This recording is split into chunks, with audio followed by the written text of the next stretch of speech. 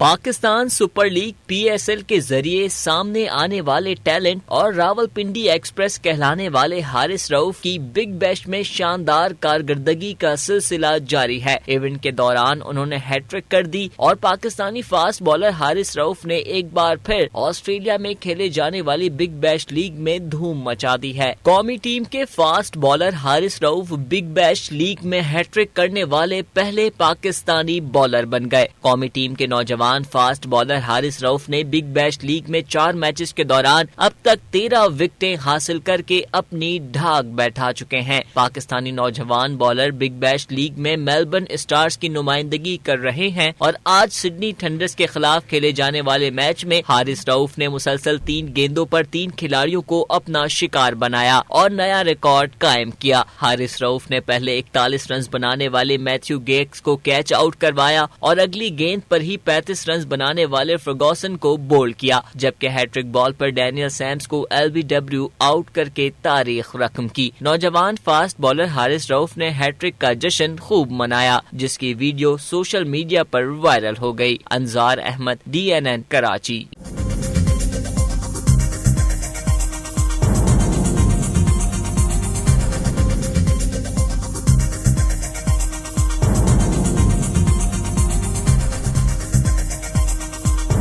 News से update रहने के लिए हमारे चैनल को सब्सक्राइब करें और बेल आइकन पर क्लिक करें।